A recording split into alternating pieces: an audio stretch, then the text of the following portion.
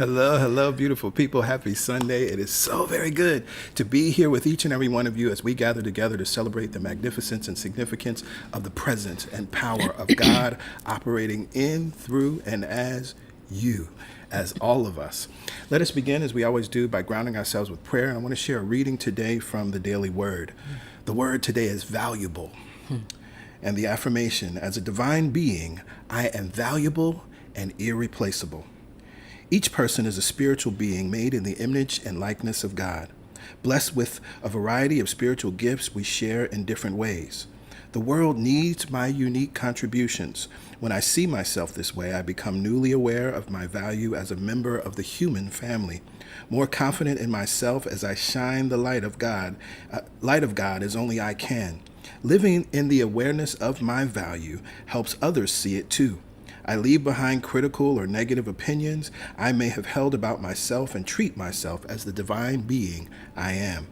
Like a beautiful gemstone, I too am a precious jewel among so many others. Together we sparkle and shine. Again, the affirmation, as a divine being, I am valuable and irreplaceable. And so from this place of awareness, I invite you here and now to stop what you're doing, close your eyes, and take an intentional breath in and another intentional breath out. And as you breathe in and breathe out, allow yourself to move into a place of rest. As you breathe in and breathe out, allow yourself to move into a place of calm. As you breathe in and breathe out, let every breath be a signal to your body that all is well. There is only one mind, only one power, only one presence that is working in all, through all, and as all. There is one life. That life is Mother, Father, God. That life is perfect, whole, and complete. That life is my life now. That life is your life now. That life is the life of all life now. For it is the power, it is the presence, it is the thing that is back of, behind, and underneath all things. It is the tangible something that we call many things, and it only needs to be recognized. We recognize the truth that God is, and God is right here, right now. For God neither comes nor goes. And as we recognize the power and presence of God, we recognize that God is omnipresence, that God is everywhere at all times, constantly encountered. We recognize that God is omniscience. God is all knowledge, all wisdom, all intelligence. We recognize that God is and is here now. And as we recognize the power and presence of God, we recognize our own presence. We recognize the power that dwells in, through, and as us, for we are one with God. We are one of God. We are God's good idea. We are like unique gemstones, valuable and irreplaceable and unique. We recognize our oneness with the all in all. Because we are one with God, we have great power. Because we are one with God, we have great possibility. Because we're one with God, we are worthy. Because we are one with God, we are fearless. Because we are one with God, we are sinless. Because we are one with God, we are full of courage. Because we are one with God, we are full of power and prosperity and abundance and any and every good thing you could name. Because we are one with God, I speak this word in faith today, knowing that this gathering is a blessing, that this community is a blessing, that our willingness to come into this space and to learn and unlearn and come into a deeper awareness of who and what we are reveals the self, the capital S self. And that is what we are doing today. I am so grateful and thankful for our real self. I am so grateful and thankful for our real personality. I am so grateful and thankful for the real you. I am so grateful and thankful to know the truth of who and what we are and be willing to actually live out that truth boldly, with pride, with joy, victoriously, courageously, and in complete worthiness and holiness. I am so grateful and thankful for this community. I am so grateful and thankful for the opportunity to be here again on another Sunday. So it is with joy and thanksgiving that I release this prayer. I release it back into the law.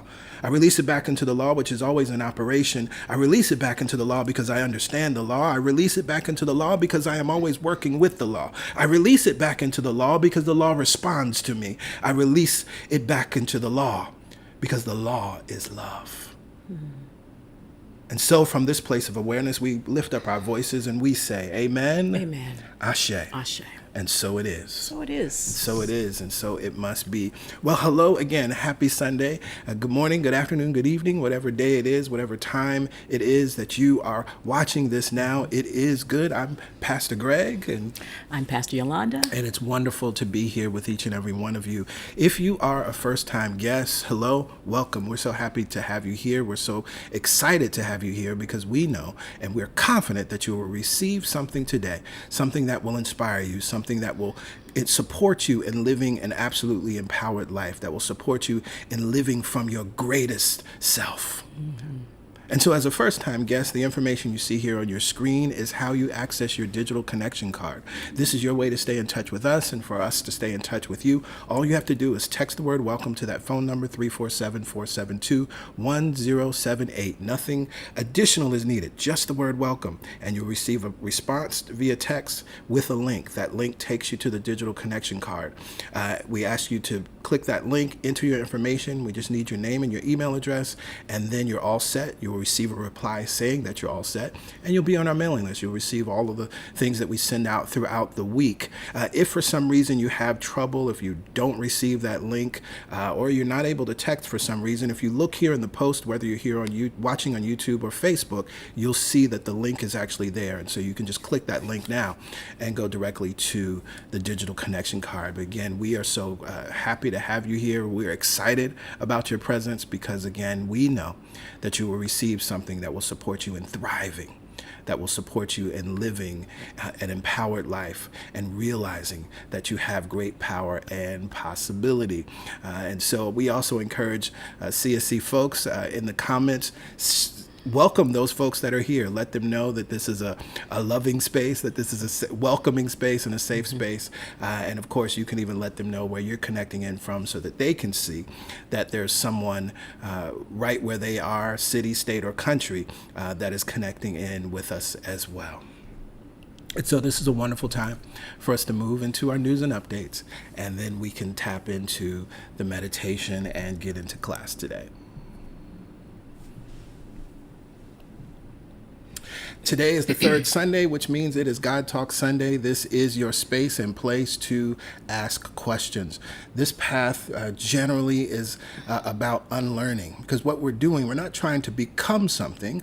We're revealing what we already are. We're removing everything that is blocking the truth of who we are, all of the things that we have accepted about ourselves, all of the things that we have unknowingly been programmed to believe about ourselves or about life. And so that's going to bring up a lot of questions, particularly if you've been on a different spiritual path, particularly and specifically if you've been on a traditional Christian path and coming to New Thought, metaphysical teachings. And so we have a space where you can ask questions. It doesn't matter what the question is. No question is off limits.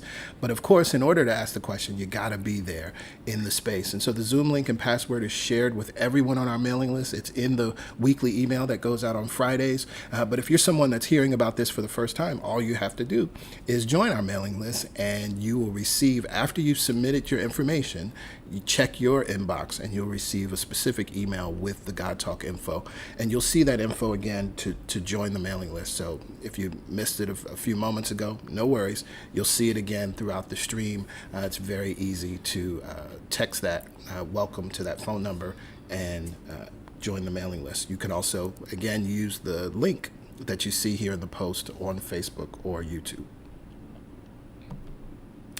We are in Masterclass mode this summer. We are continuing to study It's Up to You by Ernest Holmes. If you do not have the book, get the book so that you can stay up on the readings and on the reading assignments and follow along. We, again, are continuing this throughout the summer and are excited to bring this valuable masterclass, a class that would normally be maybe $4.97 as a class, as we would teach it normally, but it's wonderful to be able to offer this to everyone. So please take advantage of it and invite someone to tap in. Send them week one so that they can catch up and be ready for this week and beyond. If you have a prayer request, we encourage you to send in that prayer request to prayerchampions@celebrationsc.org. This may be a prayer request for you, or it may be for someone you know. It does not matter. We will know the truth with you, holding the highest watch, knowing the very best for each and every one of you and those whose names or situations you have submitted. And we also encourage you that as your prayers are answered, as there is a shift, as there is a miracle that takes place, to email us at this same email address and let us know how prayer is working in your life. Now, in addition to being able to send a prayer request in, we gather together for prayer every Wednesday morning at 7 a.m. Eastern Standard Time for the Momentum Prayer Call. We encourage you to put it in your calendar, set several reminders, set your alarm, whatever you need to do so that you can be there live. We share a reading and we pray, and then we move on with our day. Now, each prayer is recorded, so you can use the playback number right now and call in and enter the access code and wait, and the most recent prayer will play. You can use this as a spiritual lifeline, whatever may be going on in your life throughout the week, throughout the day, and tap into the vibration of prayer, tap into that absolute knowing so that you can shift your mind and put the focus of your attention on what is true. And we know that what we pay attention to, the power of God flowing in, through, and as us, is paying attention to. And so that is then where we direct the power of life to shift and change and transform any situation in our lives. This month, we're highlighting the series Pure Imagination, which is a series based on the work of New Thought teacher Neville Goddard. Neville Goddard teaches about the power of imagination and teaches us that our imagination is actually the power of God in us and the law working in, through, and as us. And so we take his teachings and expand and expound upon it and make it plain and accessible for the times that we're living in now. And so I encourage you to tap into that series, particularly if you are a fan or an avid reader of Neville Goddard's work. The Affirmative Prayer Mastermind is starting in just a few weeks. It begins on August 8th for 4 weeks. The cost is $97. It's very easy to register. You can go to our website, celebrationsc.org/register, or you can use this QR code, which will take you directly there. Now, when I was thinking about the Affirmative Prayer Mastermind today, and I was thinking about the fact that I hope this is clear, that this is not a class to intellectually study prayer. Yes, you will learn about prayer, and yes, we will talk about what prayer is and what prayer is not. But as this is a mastermind, it is fully and completely experiential. It is important that you not learn about prayer, but that you actually pray. And not only that you pray, but that you pray for yourself and you pray for others. Because there's a powerful thing that happens in the mastermind. The mastermind principle teaches us that where two minds join together, a third mind is created, a third power, if you will, is created. And there's something wonderful that happens when you take the attention off of just yourself. You're praying for and about whatever it is that you're desiring to bring into your life, but also holding consciousness with and for others. It's a wonderful thing. It's actually operating in the principle of giving and receiving. And we know the principle that as you give, you must receive. But if you don't give, you don't receive. And so what's beautiful, that's built into this process, is that giving and receiving. It's a wonderful thing that happens. Additionally, what are the things that folks are praying about? What are the blessings and answered prayers and miracles that have been received? Money, new relationships, new homes, peace of mind, confidence, healing through grief. There's so many wonderful things that have been taking place as a result of those who have participated in this mastermind, and I encourage you to do the same.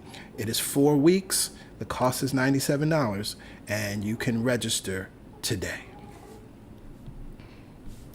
Every fourth Sunday is Healing Sunday, which means next Sunday we will be having a special healing treatment to support those in our community that are moving through any experience, whether it's physical, mental, or emotional. And we're happy to hear of the wonderful things that are happening. I'm not going to share it with you, but Next Sunday, we'll talk about the wonderful things that are happening in the community, the healings that are happening. It is powerful. And we also know that there are others that are experiencing various challenges, and we are knowing radiant health for you. So we encourage you to be here for that prayer treatment, and we encourage you to invite others to be here. Anyone that you know, you may have a conversation that seems random this week with someone that's moving through a health challenge. Invite them to the stream. Invite them to be a part of that treatment, to step into the waters of healing that are always available to each and every one of us. And that concludes our news and updates for this Sunday. And so we have the wonderful opportunity to go within. We have the wonderful opportunity to take a breath. We have the wonderful opportunity to move out of our intellect into our heart as we are led in the meditation experience by Pastor Yolanda. Yes, it is time for the meditation experience. We definitely move out of our intellect into our heart. We don't leave our intellect behind. We use it to affirm and to remember and to think upon what is true. And we allow that truth to permeate every cell of our being. As I like to say, we can study all the sacred texts, and we love to study and learn and unlearn. But it is only through direct experience that you know God is alive and well within you. I can't make God alive within you. Only you can make God alive within you. And each of us has the opportunity to remember that that is true. Is our heart beating? Are we breathing? And our heart is beating in the peace of God. We are surrounded by the life that is God. We are surrounded by the love that is God. And we are filled with the peace of God. And how do we know? Because at the center of our physical being, our heart is beating. At the center of our physical being, we remember that we are connected to the truth. At the center of our physical being, no one questions whether they are alive if your heart is beating. So why question if God is alive with you, in you, when your heart is beating? This month, we are focusing in on the affirmative thought, the affirmative truth, that my heart is beating in the peace of God. You see, sometimes you need to take the pause.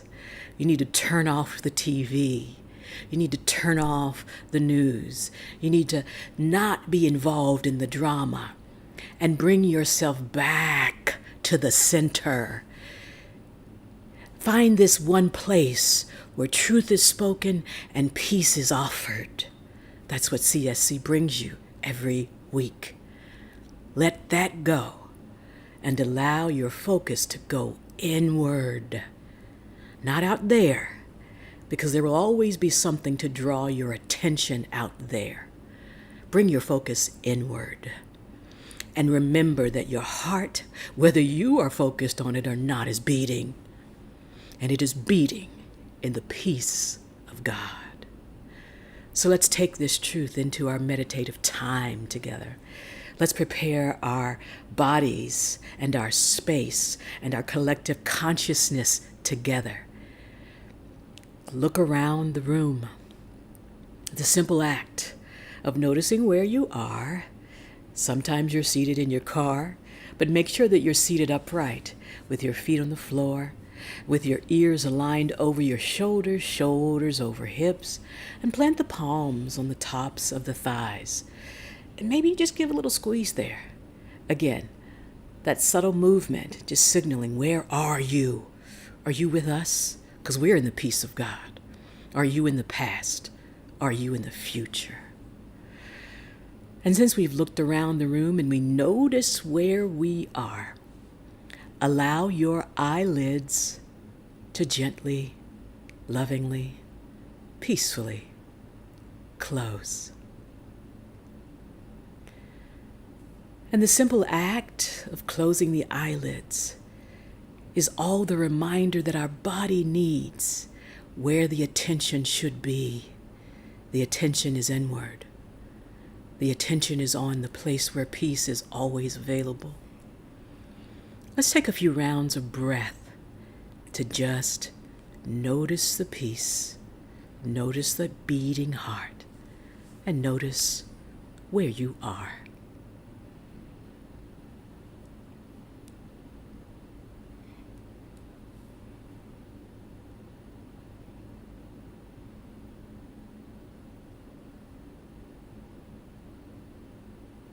That simple act, closing the eyelids, breathing, focusing inward, begins the relaxation process.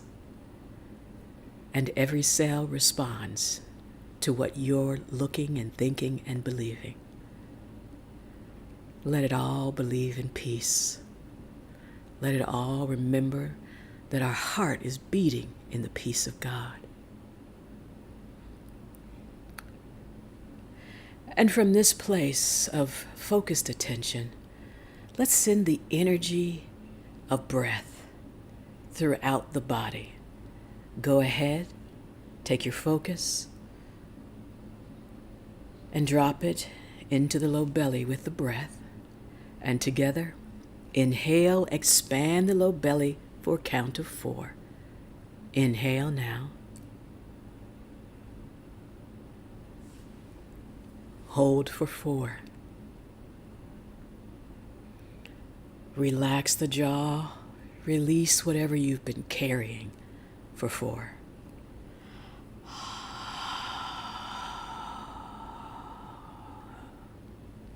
And rest for 4. In through the low belly, dropping that breath nice and deep. Hold for 4. And release for 4. Sigh it out. And rest. In through the low belly, up through the rib cage. Now we expand the breath. Give it more room on the sides of our body. There's more space for breath than you may have even imagined. Hold it there. And without collapsing the body, caving in on it, just release the breath. Sigh it out.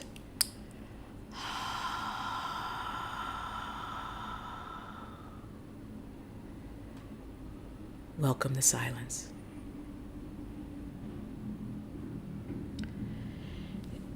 In through the low belly, up through the rib cage. We've expanded the sides. Now send that breath into the back, where life is supporting and holding you, and the front. You're surrounded by the love of God, and your heart is beating the peace of God. Hold there. And sigh it out.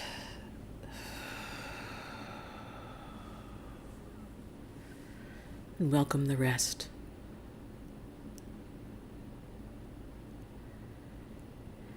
In through the low belly, up through the rib cage. Now allowing that breath to be magnetized to the heart chakra. Let it draw upward. Your heart is beating in the peace of God. Feeling that beating heart across the chest now. Across the back now. Hold.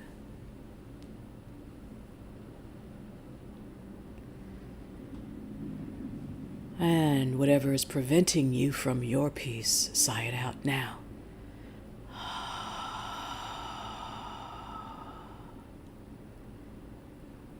And rest. Again, in through the low belly, up through the rib cage, now rising to the heart, the focus of our affirmative thought. The peace of God is there. Hold. And sigh it out.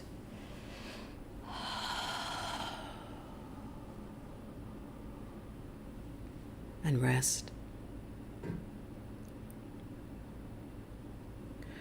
Let's take a few rounds of deep breath, but this time we're going to slow it down, inhaling through the nose for a count of 6. Holding for 6. and exhaling through the nostrils for 6.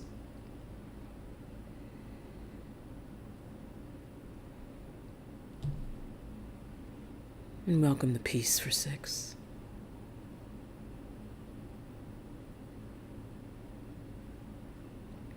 And let's practice a few rounds of our most authentic full breath. In and out through the nostrils, welcoming the breath and the silence on each round, floating in the peace on each round. Go ahead, take a few rounds on your own.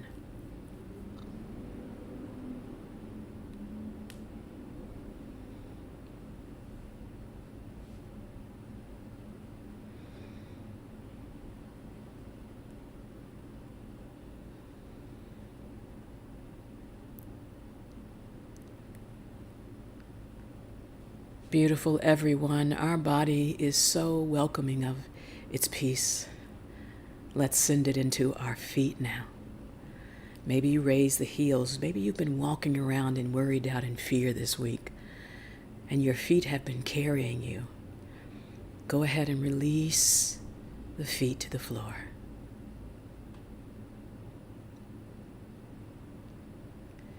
Let that energy flow up across the soles of the feet, rising across the ankles now.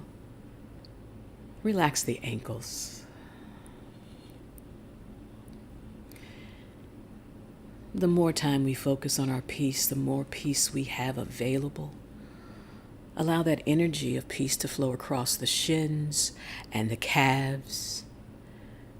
Relax the shins and the calves. Energy flows across the knees. Maybe we pause there and notice the knees. Relax the knees. Energy flows across the thighs.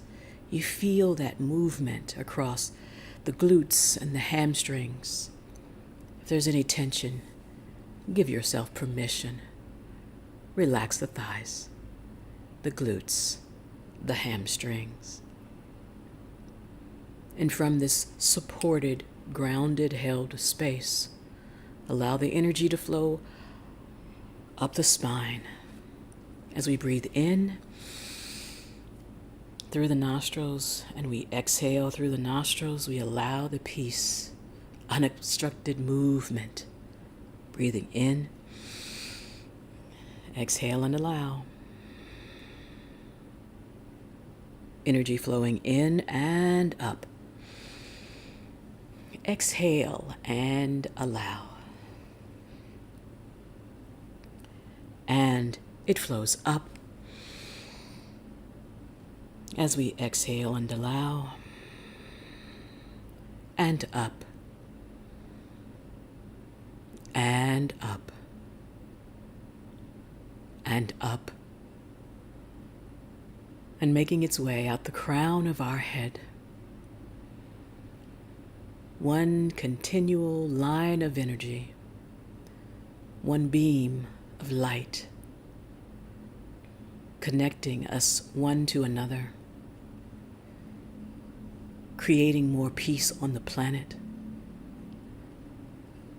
and drawing that peace back down through the crown,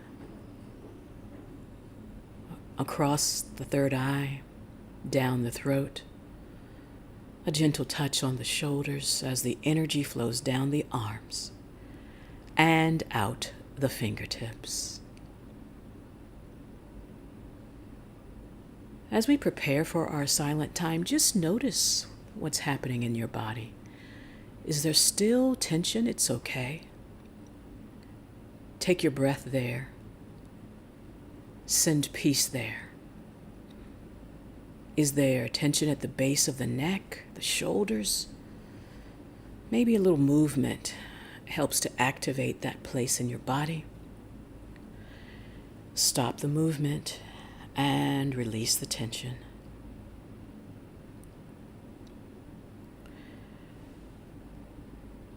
Go ahead and decide whether you want the palms turned up or turned down. As we prepare for our silent time, remember our affirmative thought. My heart is beating in the peace of God. And if your mind wanders, it's okay. Be kind to your wandering mind. It is just doing what the mind does. But you have the power to bring it back to the thought. Bring it back to the truth. And offer peace to your body. My heart is beating in the peace of God. Your heart is beating in the peace of God. Our heart is beating in the peace of God now.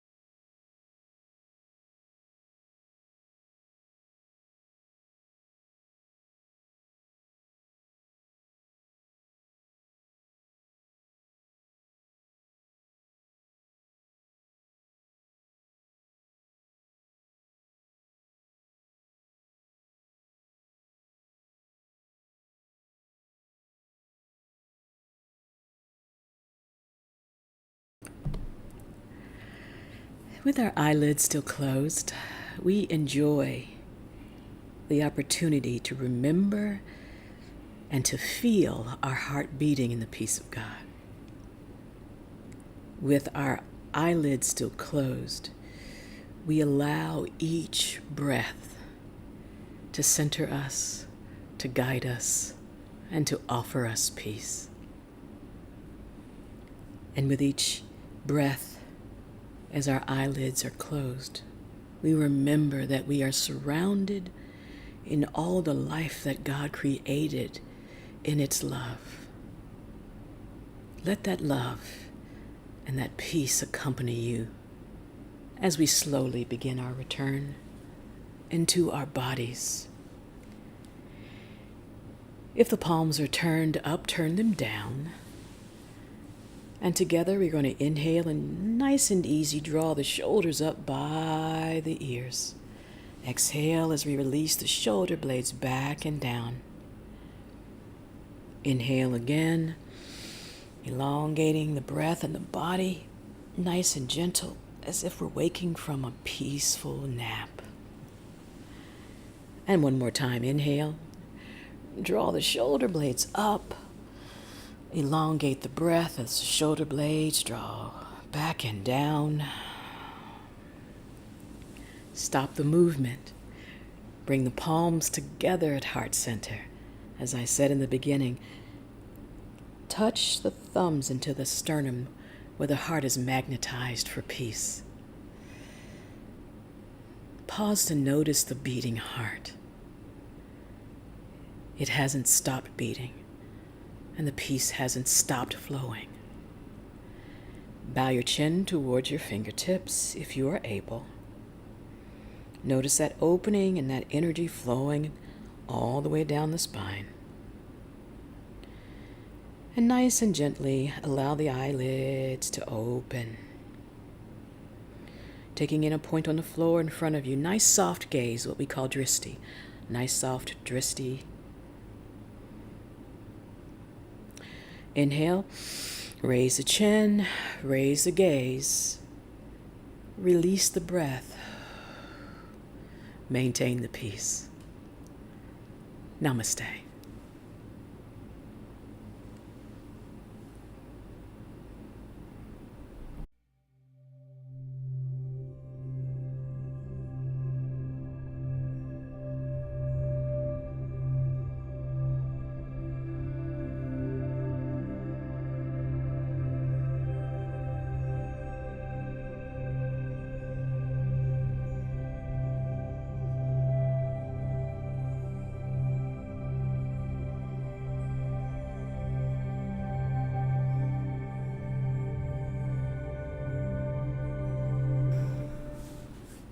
Yes, yes, yes, yes, yes. Namaste. Thank you, PY. You're welcome. We will maintain the peace. And as we maintain the peace, we take that peace with us into class today as we are continuing to study It's Up to You, which is a book written by Ernest Holmes. A reminder to everyone that we encourage you to send in your questions as you're reading the text. If you have questions that come up as you're reading, you can send those questions to truthsunday@celebrationsc.org.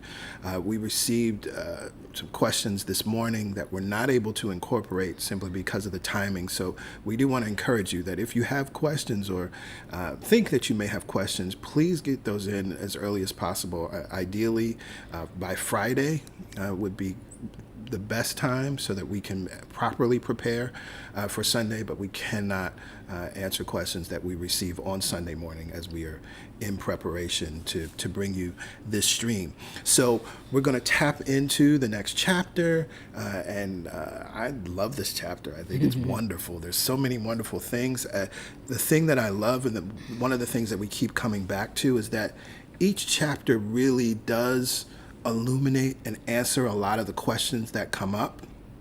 Right. So one of the things is as we encourage you to send in those questions, it's important to also trust and know that what's coming up is actually being answered, right? That there's a perfect sequence, right, that Ernest Holmes is bringing us through, that you can't get to those answers until you first accept what's happening in the previous chapter. So with that said, we'll tap into this wonderful chapter, which again, I really enjoy, I'm excited about, and I believe that you will be too.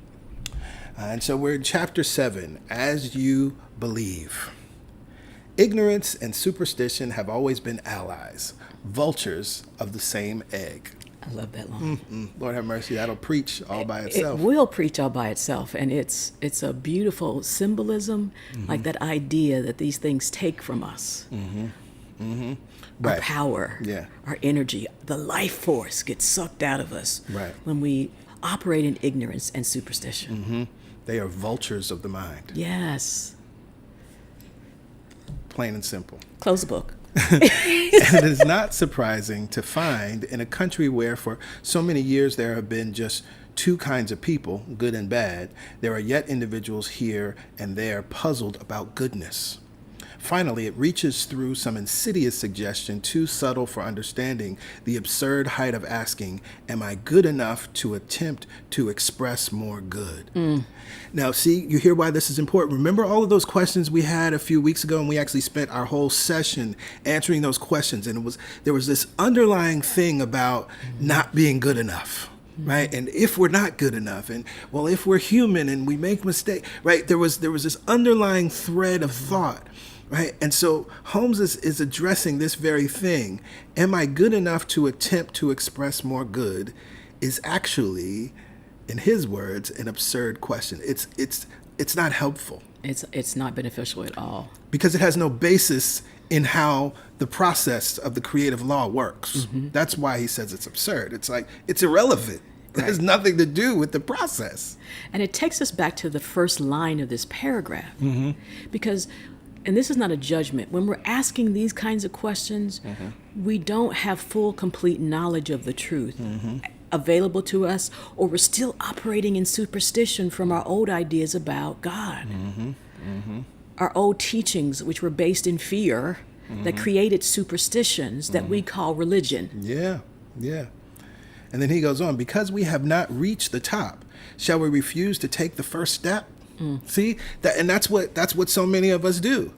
It's like, oh well, am I good enough to attempt to express more good because I'm not this false idea of perfect, right? I'm unwilling to take the first step. Because we have not prepared for calculus, shall we refuse to do our sums in addition? If the requirements followed these lines, there would be no progress. Right. That alone, those sentences have just healed somebody. That just has changed the game for you right there. Because in thinking that you're good enough, that would be like, oh, well, I'm not ready for calculus or trigonometry, but you can add and subtract and divide and multiply, all of which will be made use of and Later mastered on. so that you can do calculus. Yeah. Jesus refused to allow his disciples to call him good, explaining that there were none good except the Father. And of course, the Father is the power and presence of God in, through, and as all of us, right? Father was his name for that.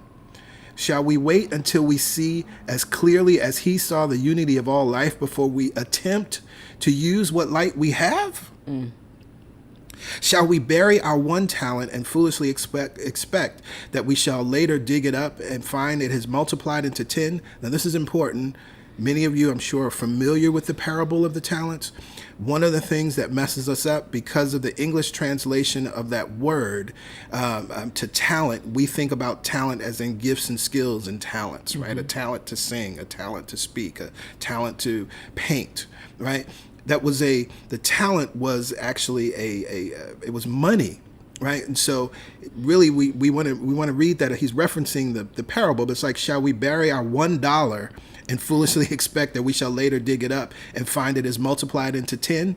Like, we know that would never work, right? We know that the way that you multiply a dollar is to invest it, right? The way to multiply a dollar is to put it in a savings account with a certain annual percentage rate, to put it into a CD with a certain annual percentage rate, to put it into a whole life insurance policy. Like, we could go on, right? We know there are things that you could do for that dollar to multiply, but we're all clear that if you just bury it or even just put it under your bed, it's not going to multiply. Right. And so that it's the truth of all of us that actually we have to begin where we are. Right. It's not about, oh, well, I'm not a master, or when I become some master metaphysician, whatever that looks like in your mind, then you can go out and be and do all of these things. No, you must start where you are as you are. And what you have. Yeah. I love that, Jesus spoke in parables. We have made them literal as opposed to taking the symbolism of them and living from that, because he had to make it so that it was approachable for people. Yeah. And so he used examples that they would understand. That's why he spoke the way he spoke. Right. Jesus said, "He that believeth on me, the works that I do shall he do also. And greater works than these shall he do, because I go unto my Father." Greater things than Jesus did. Does this mean that we have to be better than he was to do this? Did he say that perfection was the thing that was required? On the contrary, he made it plain that belief was the one essential factor. As thou hast believed, so it be done unto thee. Right. Which is the whole principle and the whole of the teaching in many ways is in that one statement. Jesus fed the hungry, healed the sick, and raised the dead. If we are to do better than this, our spiritual mind treatments, our demonstrations, will have to begin right where we are, with exactly the mental equipment we have today, whether we call this good or bad. It gives us a new sense of human values to realize that all humanity is divinity waking up to itself, capital I, through self-discovery and self-realization. All our study and concern with theories is only that we may prove and practice them. Oh, there's so much good here. Practice, then, is the art and the act and the science. Art because it is a thing of perfect harmony. Act because it is an aggressive, conscious thing. And a science because it is subject to exact laws of bringing our thought consciously and subjectively to absolutely believe, accept, and embody statements and declarations which affirm the great realization of spiritual perception as now present in fact, in experience. This sentence right here is so very important because it echoes what we hear Pastor Yolanda remind us of every week, right? The idea of we can read all of these texts, right? But we have to have an experience of God, right? All of our study and concern with theories is only that we may prove and practice them, not study, not regurgitate, right? Not study and have all of these books on our shelves, not study and get with your friends and talk about how good that book was, right? No. Some of y'all are spiritually keying around these spiritual principles. That's good. And that's all you've been doing, right? But it's to prove and practice them. So anything that you're learning here, anything that we're reading and that we've been studying through this class, the opportunity is now for you to put it into practice. Absolutely. No more spiritual kikiing. Now, we're not saying you shouldn't have joy around what you're learning and that you should, those people that have like minds to discuss it and think on it and have a mastermind around it. But it is only when you put it into practice that you know it's true. Exactly. Because if we're honest with ourselves, many times we're trying to prove it to ourselves by sharing it with somebody else. And it needs to be the other way around.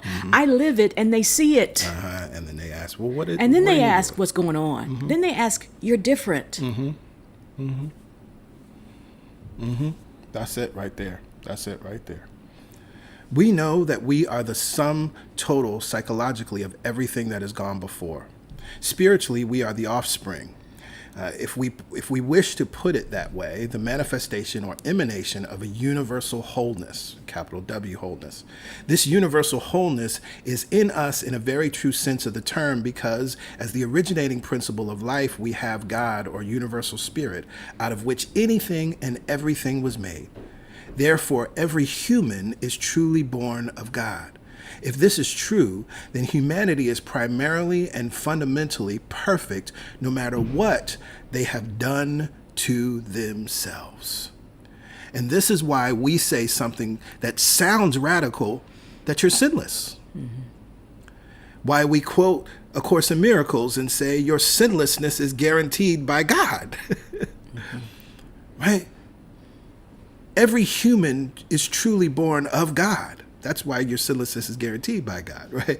And if this is true, then primarily and fundamentally, each and every one of us are perfect no matter what we do out in this world, no matter what we do to ourselves. Right. It's that perfection, this type of wholeness is our birthright. It is something that we came with, that we leave and go on to the next iteration with. It cannot be destroyed. It cannot be tampered with. That's why it can come back to it at any time. And let's talk about that word perfect, right? Because perfect simply means whole. See, we have this false idea of perfection in this human experience that means without flaws, whatever that even means, right? And so when we say that we are perfect, whole, and complete, right? Perfect, whole, and complete are synonyms. We're expounding on it. It's just like, I truly understand my wholeness. I truly understand my completion. I truly understand my perfection as a child of God, as a spiritual being having a human experience. And since that is the basis of our reality, capital R, then you can bring compassion to yourself when you make mistakes, because you realize those are for correction in the human form, and they haven't changed your inherent goodness at all. It can't. It can't. You can do all kinds of things, and Lord knows we do, that would make us question our inherent goodness. But when we understand God never questions what it created, perfect, whole, and complete, Right. so who are you going to believe? Whose report are you going to believe? Right, right. And so we get out of these false binaries. This is why Holmes talked about at the very beginning of this chapter, this idea of the binary of good and bad, right? And so then that sends us down this pathway, like, oh, well, I'm bad, and so I guess I'm just going to keep being bad, or this is who I am, or right, all of these things, and it's just not the truth. Or holding on to a story of something that we perceive as bad, and therefore I am bad. Yeah. Circumstances of your birth. Right, whatever All those that may things, be. right. And we've all had those things in our human story, our origin story, whatever it is, Right. that we were like, yeah, because of that incident, there's no coming back from that. Yeah. But because of how you were born, there's no coming back from that. That is. Right, right. But many people question, am I good enough to try to bring out this realization in my life and the lives of others? If by goodness is meant the state of being which some people think they attain by sacrifice and long suffering, such goodness has nothing to do with spiritual healing. Please highlight that if you haven't in Yeah. your text. We should not refuse to claim the greatest blessing that is ours merely for the accepting, just because we have thought we were not good enough. Yes. Is it not more likely that we are afraid someone who knows us will think we are good enough? Will not think we are good enough? Right, this is when we get into other people's opinions. As I was rereading this, I was thinking about Reverend Ike. I am not other people's opinions. Are we not more afraid of what people think about us than what we think about ourselves? There is always something within humanity which constantly proclaims to us our divinity, and which is always pushing out for expression. But we are stopped when we remember that those who know us might not believe we were sufficiently qualified. This is getting all up in some people's business in the most beautiful way. In the most beautiful, loving way. Right? That you're being stopped in your tracks because of someone's opinion. And hear this, is just in your imagination, what you think they think about whether you're qualified or not. Let us banish from our thought the idea that the world must call us holy, as the world understands the word, before we can claim our wholeness with good and demonstrate it for ourselves and others. Wholeness and holy, they have the same root word. Holiness is about wholeness. Holiness is not about sacrifice. Holiness is not about looking a certain way or dressing a certain way or acting a certain way or abstaining from things or suffering through certain things. Suffering, putting your cross on your back, you must bear because Jesus bared his cross. That's not what it's about. But it is something that you must recognize, accept, and claim, and demonstrate it for yourself and others. And when you demonstrate it for yourself, others will see it. Right. It's not saying you got to go out and evangelize. It's saying your life becomes the example that people want to follow. Yes. In truth, his way of being was what people really wanted to follow. They just got caught up in what was happening, right? In spiritual healing, one frees one's mind from self-condemnation. This is really where the work is, right? It reminds me, as he's talking about Jesus, and it reminds me of that story where there were two people caught in the act of adultery, but the crowd chose to pull the woman out in blame, right? So that's the first thing. Right? And so, but he asked her a question, right? He's like, after he dealt with the crowd, he was like, where are your accusers? Right? I don't condemn you. Don't condemn yourself. Go and sin no more. In other words, it was like, don't condemn yourself, right? Spiritual healing frees one's mind from self-condemnation. Right. It's no different than what he says in the paragraph before. He's talking about the opinion of others. Well, don't be condemned by the opinion you have of yourself either. Exactly. She knows to a certainty that there is no sin but a mistake and no punishment but a consequence. This is good. And he echoes this. This is the second time that we've read this in this text, but it's so incredibly important, right? That's all sin is. It's literally an error, a mistake. It's an archery term, right? And so if the Olympics are coming up, I'm looking forward to it. Archery is one of the sports. And so literally that's what they call it. When the archer misses the target or misses the center of the target, that's considered a sin. That's the name for it, right? And so it's just a mistake, right? It doesn't mean that you go burn in some fictitious lake of fire, and no punishment but a consequence. And this is something that I really needed to learn because of how I was raised and taught. I lived under this idea that everything that was anything negative that was happening in my life was a punishment from God. But to understand the truth of cause and effect, understand consequence, right? Then we understand, because the beauty of this is the good is in this too, because there is a consequence. For instance, when you deposit those things that are loving, beautiful, and positive into your consciousness, you begin to experience things like that's the consequence. And we can call that a punishment. And so it is the same when we are inputting or focused on that which is negative, that which brings about shame and guilt, and that which is destructive, right? Then it may, and as humans have unfortunately interpreted it, it may feel like a punishment, right? People feel like and say things, life is against me, God has punished me, life is bad at me, right? All of these things, but that's not what's going on. I mean, even now, still, it baffles my mind, and I personally, that these thoughts still exist. But, you know, after we had Hurricane Beryl, right? And Hurricane Beryl did all kinds of things, right? From Barbados to Texas and beyond. And I saw somebody on Twitter talking about, the reason Houston is getting hit so bad is because y'all been going to brunch instead of going to church on Sundays. And I was just like, really? When in truth, climate change isn't a punishment, but it is a consequence. Yes. You see what I'm saying? Like, there's things that happen. It took hundreds of years, maybe, definitely decades, right, for us to experience the effects of it, but we're not being punished.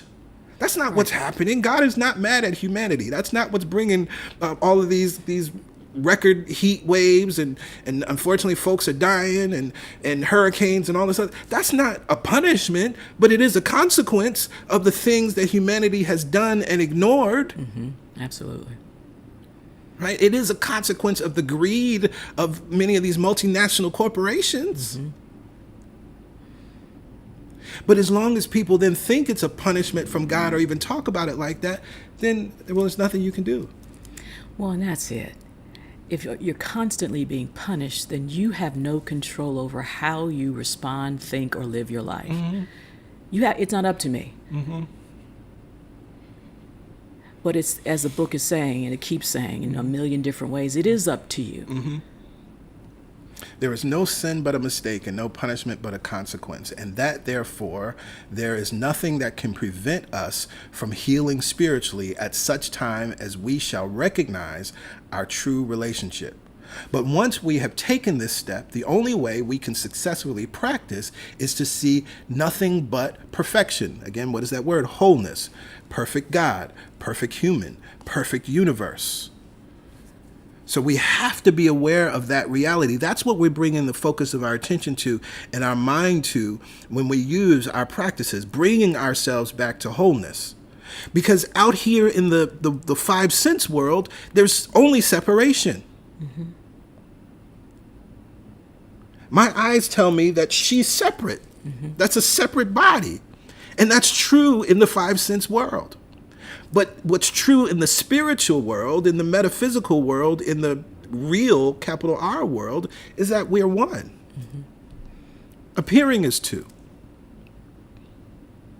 And so it's very important that we understand that we're bringing our heart and our mind back to wholeness.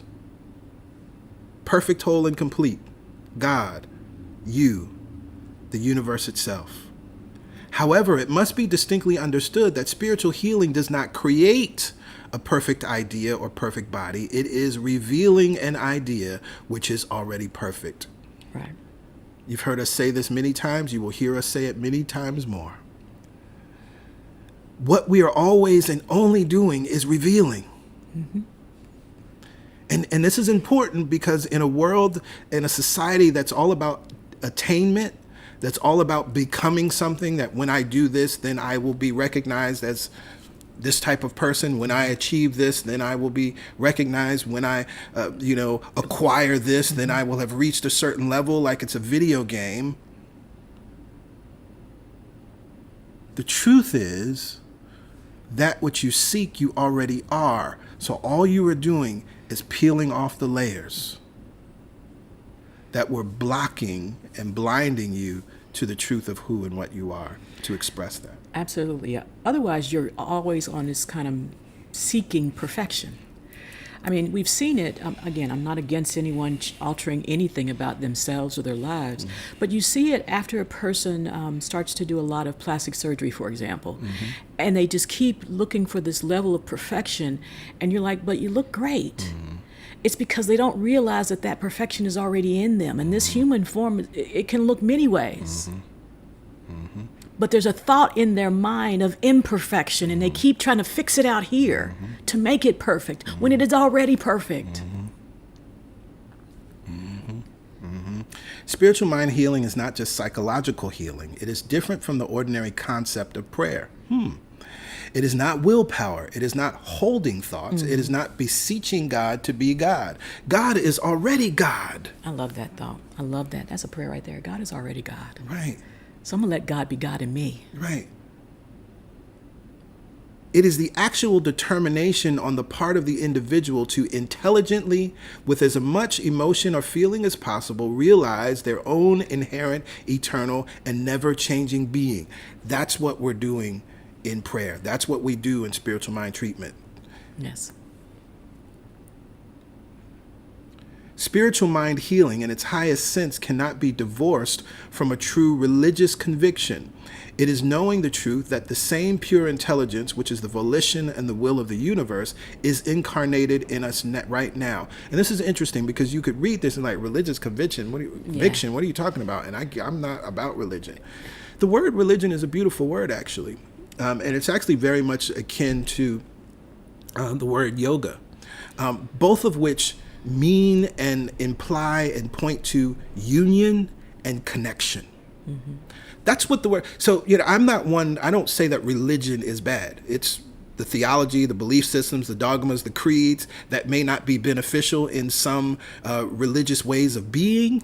But religion, the word means union. It means connection. And that's important, right? As he said, because he said, is knowing the truth that the same pure intelligence, which is the volition and will of the universe, is incarnated in us right now. I must know that I am one with, connected to. Another word that's used in the definition, and this is churchy, is yoked. Y-O-K-E-D, right? When we understand that an oxen, you put a yoke around an oxen, and that's the connection that you need in order to move them to and fro as you're trying to till the soil, right? So I must know that that connection is closer than my hand, closer than my breath. The spiritual treatment becomes a statement of our belief, an affirmation of our investigation. Woo, I love that. And the ideas embodied in the treatment externalize in exact mathematical ratio as the beliefs which deny them are dissolved from our consciousness. An affirmation of our investigation. So this is where we get back into our study and practice. Our study and practice is experimental, that we're reading, we're investigating, and then we're trying it out. And taking stock of what happened, right? And realizing what we may need to tweak, or coming into an awareness of what was standing in the way as we were believing and affirming for something, but we seem to be getting everything that is unlike it, right? Because we're now becoming aware of what was always there that needed to be healed, that needed to be released, that we needed to let go of, right? And so I love also, because this is a scientific method, exact mathematical ratio as the beliefs, right? This is important, that you can guarantee you will receive results. There will be a response. Based on your level of belief. And that's important because sometimes we try to deny what we really believe. We want to believe these thoughts that PY and PG are saying. We want to believe that our lives can change. And so we pretend that we're where we're not. Right. You got to start where you are. And if you discover, oh, shoot, that's the kind way of saying it. I have this belief that I'm going to admit is really running the show. I have this superstition that is really running the show. Yep. And so now I see why whatever is showing up. That's it. I see where the mark was. Yep. I see what I thought I was hitting. Right. I wasn't hitting that mark. And so now I get to take this investigation and apply it to my life in this belief so that I can become more conscious and dissolve the old belief. Yeah. Besides the infinite presence, there is also an immutable law which governs everything. Wherever we look, we see law in force. Not only are we to consciously draw inspiration from the divine presence, but we are consciously to use the divine law, combining what is called the personal and the impersonal elements into one unity. And so this is what we're doing, right? And what he's talking about here is important because there are schools and paths of thinking and ways of being that simply just live in I'm just in the divine presence, and I'm just one, and this is so wonderful, right? And so, yes, it's important to know that, but we have a complete knowledge and experience of that so that we can make use of it in our lives, so that we can make this world better, so that we can make our lives better, so that we can make the lives of our loved ones better, so that we can improve our relationships, so that we can be abundant, right? All of these things, it's important, but it's the combination of the two, that the personal with the impersonal. And unfortunately, unfortunately, there are those that simply seek after the impersonal. And to me, that is being heavenly minded, but no earthly good. And so this is what Ernest Holmes is admonishing us and pulling us to kind of think about and understand. That it's not just about being heavenly minded. The impersonal is the heavenly minded. To make it personal is to then the earthly good, which is your life and all whom you affect. We then say what we would like the principle of life to do for us. We do not wish a good for ourselves that would not be good for another. That is why Emerson said, prayer that craves a particular commodity, anything less than all good, is vicious. This is from Emerson's essays, where he also writes in that same paragraph that prayer is contemplation of the facts of life from the highest point of view. But God is right. But good is right. God is right. But good is right. Good cannot do evil. Abundance cannot hurt anybody. We should work consistently and definitely to convince ourselves that we are happy, surrounded by an environment of goodness and truth and beauty, of friendship, of everything that makes life worthwhile. It is not going to hurt the rest of the world for you and me to have plenty. It is not going to hurt the rest of the world for you and me to be happy. We are not trying to make the world around us think as we think. We do not have to watch the other person. There is nothing in the universe to watch but ourselves. We will never see or experience anything but ourselves. To take us back to Jesus, this is why he had the parable and talked about take the beam out of your own eye so you could then address the speck in your brother, right, or your sister. So it's important that we understand this reality. There is nothing in the universe to watch but ourselves. This is part of the problem what's going on in the world. Everybody putting their attention on everybody and everything but themselves. Right. And then they're projecting what they think the world is doing or not doing, projecting what they think, as opposed to looking at their own lives and seeing what is there that needs to be altered, changed, released. No matter how inclusive our spiritual treatments may be as to the omnipresence of good for all persons, when we are giving treatments, we must be very specific. If we wish to demonstrate a companion or a position, we are not treating to heal some physical ailment. If someone asks us how to get to a certain place geographically, we do not direct them in the opposite direction. Why then should we be chaotic in giving treatments? There is nothing more specific than spiritual mind treatment. And I want to expand this because it's interesting, because you're always praying. I was going to say the same thing. Right? And so I've said it before, but I see how y'all be praying all over Facebook with some of the things you're posting, right? Yes. All over social media. And so what's interesting about this then, what I also see is the splintered minds. Mm-hmm. 1 minute you want a relationship, the next minute you want something to happen with your business, the next minute you want physical healing, the next minute you want that, the next minute you want this. Why then should we be chaotic in giving treatments? There's nothing more specific than spiritual mind treatment. And he's not saying that you can't have all of those things, but it is through the specific nature of your focus of attention that those things happen. Right. You can't be wanting a relationship and then talking about how bad men or women are. Right?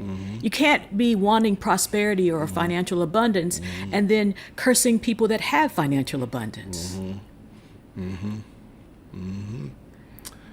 We must realize not only that with God all things are possible, but that poverty, dis-ease, and other human ills do not have stages of development in divine mind.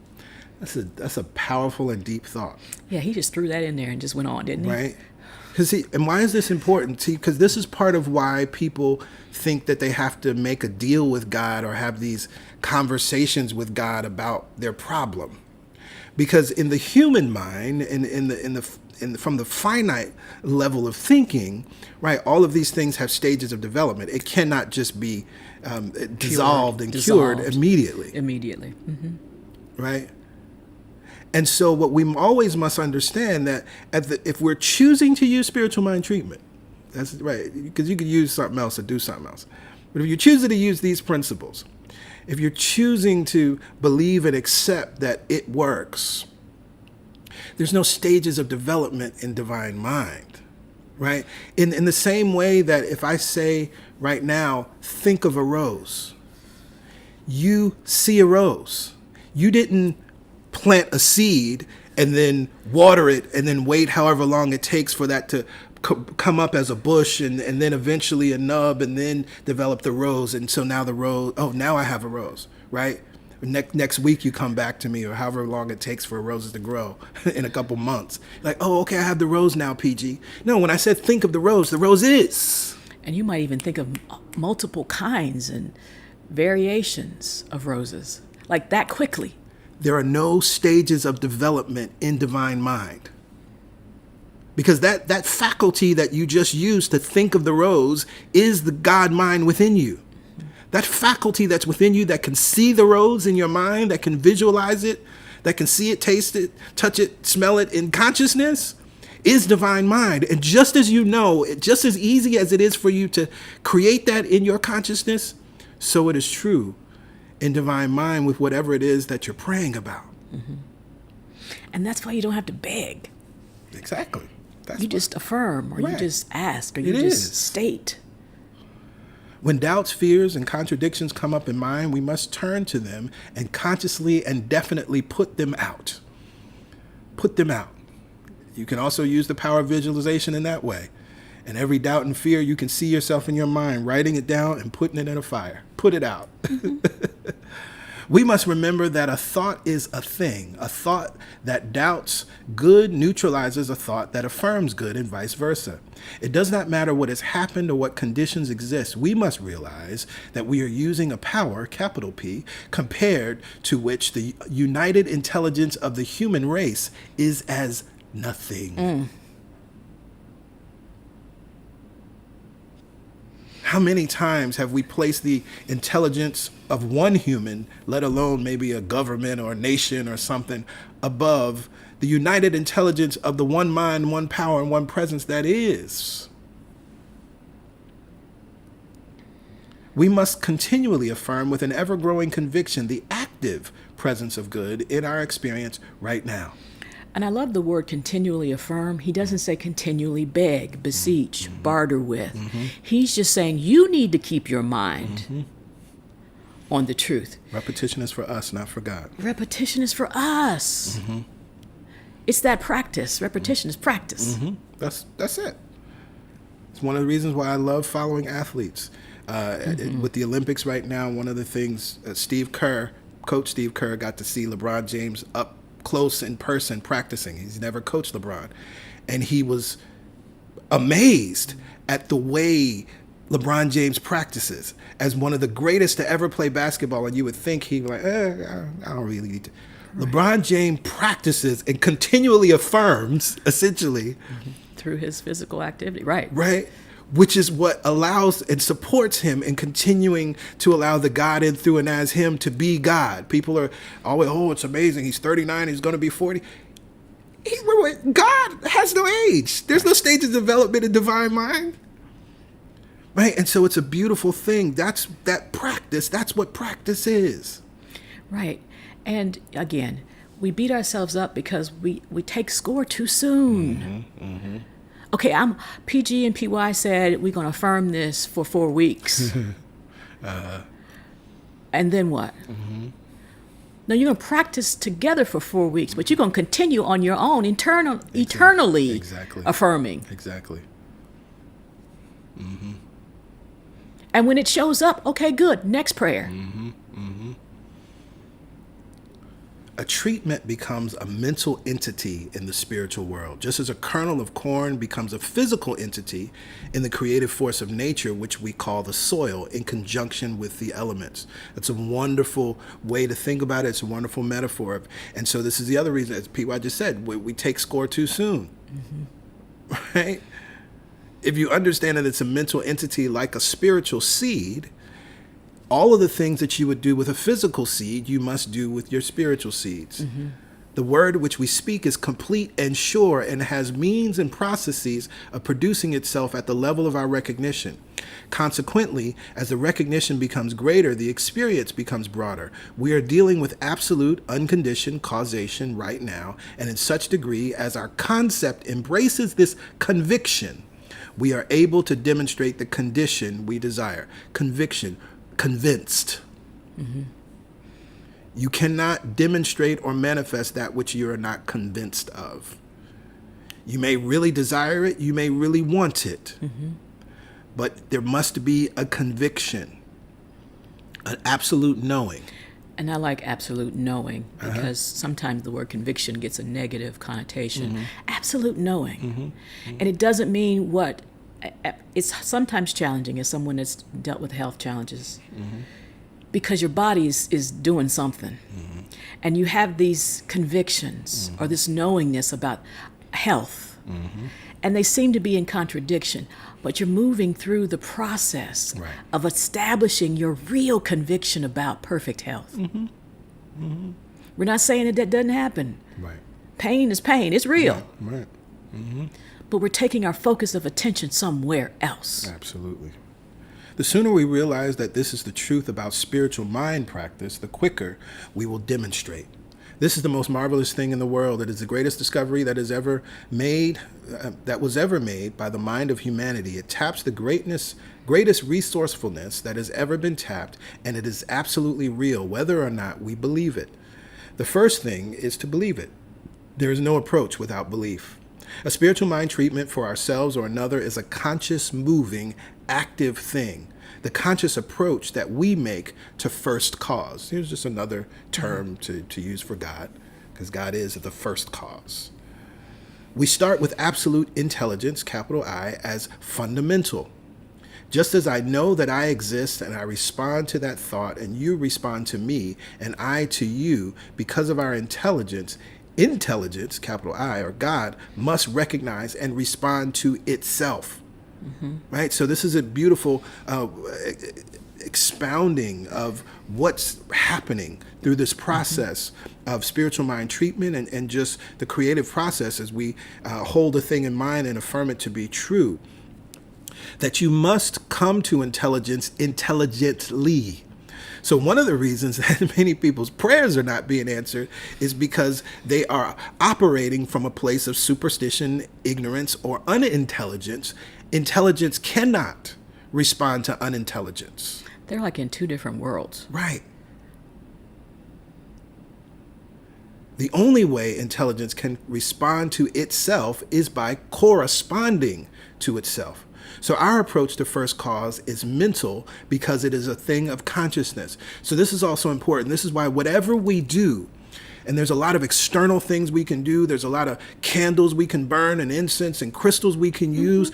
All of those things must be understood that we're using them to create a feeling tone and a consciousness within our own minds, because that's the level that we're actually dealing with. But recognizing that we're physical beings and recognizing that we're out here in the world and recognizing that many times some folks are so addicted to the physical, it's necessary then we use a physical thing, almost like training wheels, to get you to in your mind, go to that place of intelligence. Right.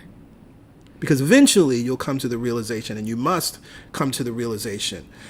Just as I think I shared the story in the past few weeks of Mesmer. I did in one of the previous weeks, right? When one day he forgot his instrument that he had been using at the magnets.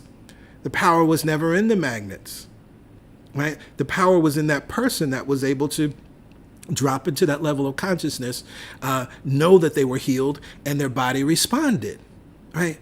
And so, again, eventually, we use the physical things, and they can be wonderful visual reminders. But there's no power in them.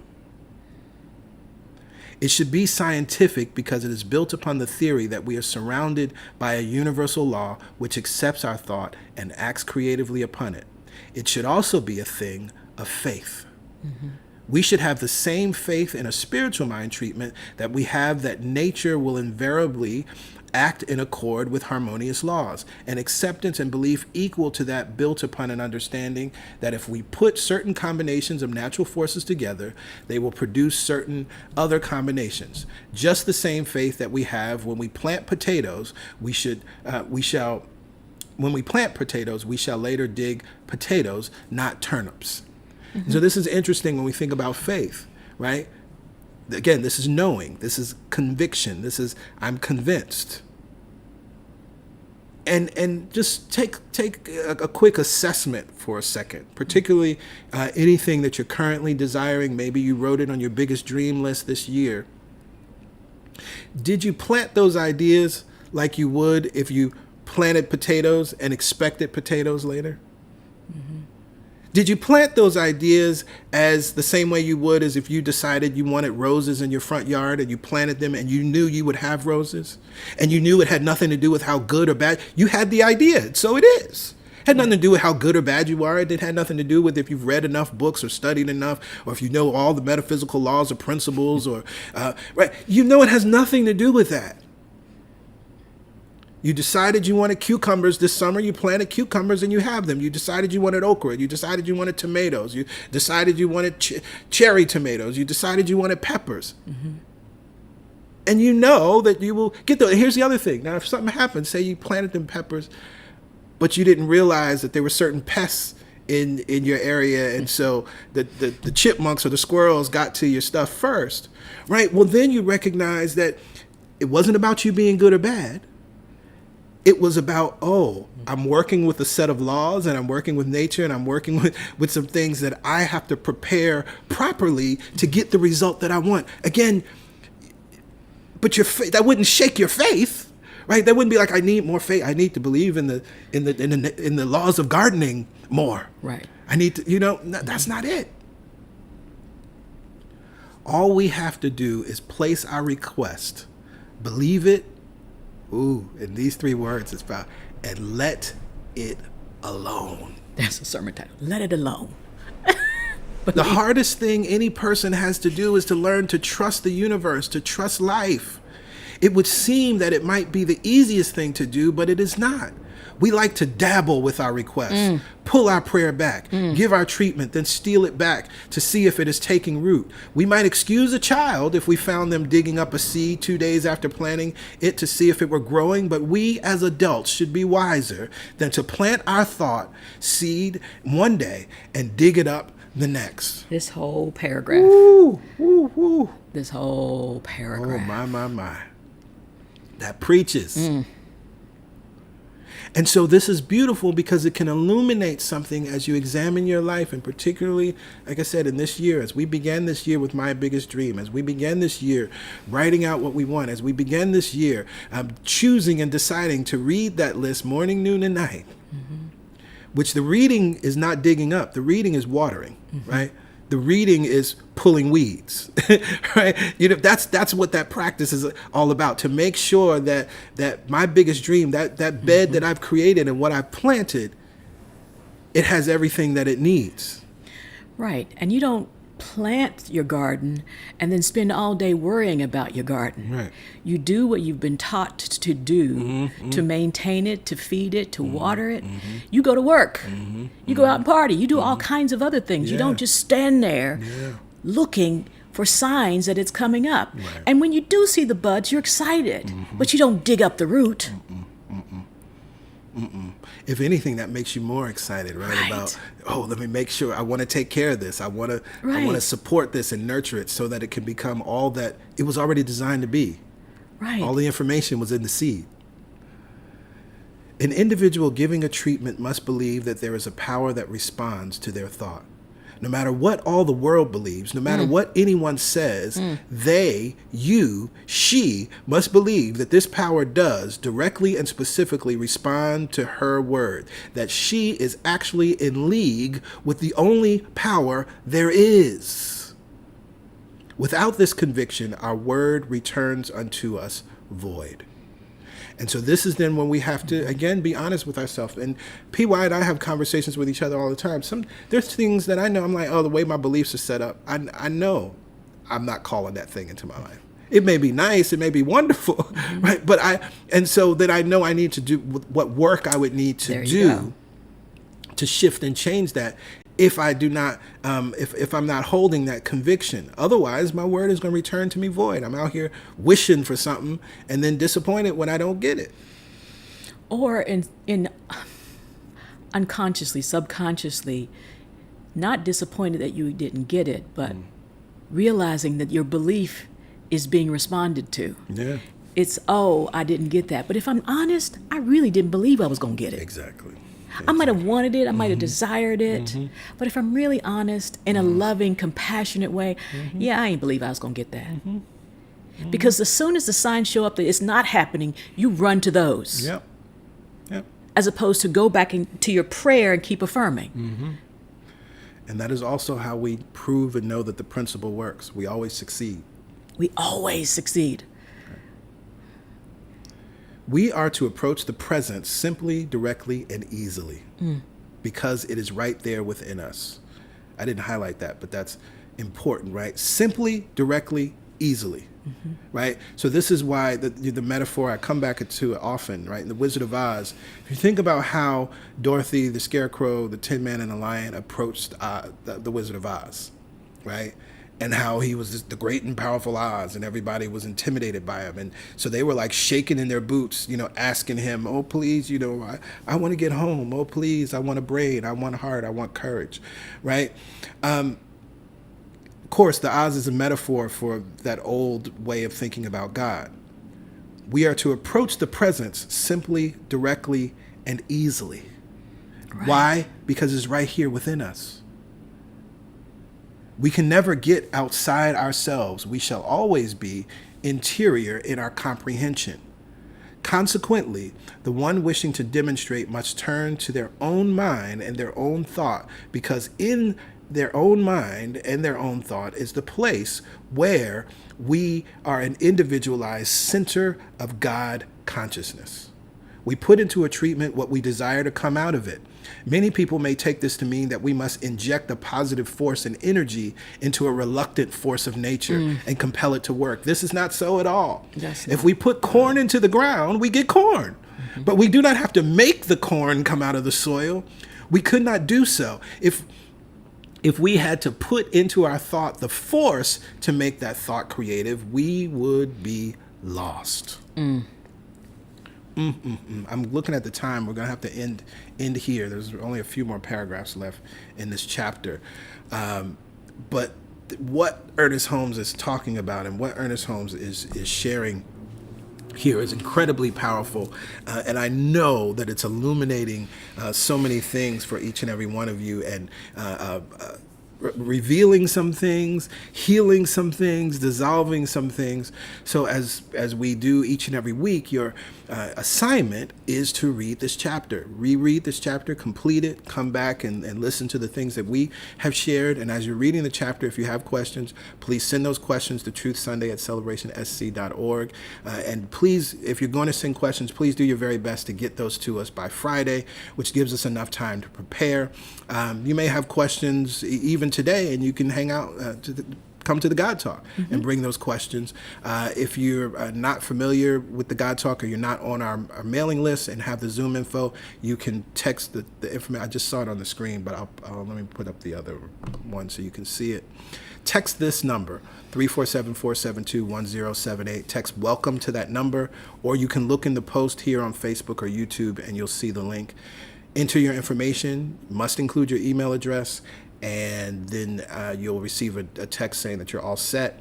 You are all set, and then look in your inbox and you'll have an email with the Zoom information for the God Talk so you can ask questions today. Really looking forward to many of you joining us for the God Talk as we continue to grow and expand. Now, of course, it is time for giving, and I've been sharing a number of things over the past few weeks around giving, and I will continue to do. A couple things I don't want to repeat too much, right? We know that as you give, you receive. It's a prosperity principle. If you want to receive out here in the world, you must be giving. In the same way that if you want to receive oxygen, you have to exhale in order to inhale. That's the way it works, right? In the previous weeks, we talked about the idea that, okay, you're giving, that's wonderful. And actually, the prosperity principle teaches us that our giving must be regular and systematic, right? That if you're giving here and there and willy-nilly, well, I can already tell you, I know then what you're receiving is like out in the world. Not because you're bad or wrong, just because that's the way the principle works. Well, there's another thing, because you may feel like, okay, well, I've been giving, Pastor Greg, and I know as you give, you receive, and I've been giving systematically. In fact, I've even set up recurring donations, right? So I'm giving all the time, every time, right? So what else? Because I still don't feel like I'm receiving out here in the world. Well, there's another type of giving. There's another type of releasing that you may need to tap into, and that's forgiveness. See, forgiveness is giving as well. And what we may find is that many times if your money starts getting funny, if you feel like you just don't have enough when you used to have enough, or you feel like you're in debt and you don't know why, it may be that you're holding on to resentments. It may be that you're holding on to unforgiveness. It may be that there's some people in your consciousness that you need to release. You've given the dollars, but you ain't given up the dollars, but you ain't released the thoughts. You ain't released the resentment. You haven't released the anger. You haven't released the hate. You haven't released the disappointment. And here's the thing, again, prosperity principle. If you're here, then I believe that you're a prosperous being and you follow these prosperity teachings. Prosperity principle is that in order to receive, you got to forgive. It's a success principle. I love the way my sister Arlen Hamilton put it. I heard her recently say, she was like, forgiveness is a life hack. Right? It's just like, I realize that I need to forgive, because the stuff that I want in my life and the flow that I want to continue in my life, unforgiveness, holding on to resentments is just like a hairball in your sink, right? And then you got to use, whatever the solutions are and the stuff you got to use, or worst case, call a plumber to get this stuff out. It's blocking the pipe. So as you give, you receive. And so I trust and believe and know that this resonates with someone And you can easily do the work to release that which you've been holding on to. It's very easy to give to CSC. You can go to our website, celebrationsc.org/give, or you can text your dollar amount to 347-744-9500. And after we do that, after we give and we know this truth and we're operating in this truth, and we can affirm with confidence, with conviction, with absolute knowing, all the money that I circulate returns to me multiplied. Returns to me multiplied. In a never-ending cycle. In a never-ending cycle. Of increase. And enjoyment. And enjoyment. To that we say amen. Amen. Ashe. Ashe. And so it is. And so it is. And so it is. Well, we love and appreciate you. We will all be together very shortly, 1 p.m. Eastern Standard Time, for the God Talk. We do start on time, so do what you need to do. Grab a drink, take a bathroom break, whatever that looks like, and join us there in the Zoom. We look forward to many of you connecting for Meditation Mondays tomorrow, and then, of course, on Wednesday for the Momentum Prayer Call, and then we'll be back together for Chapter 8 of It's Up to You, continuing with this vibration of the Masterclass. We love and appreciate you. Have an amazing remainder of your Sunday and an even better week, knowing that life gets better and keeps getting better all the time. Bye for now. Bye for now.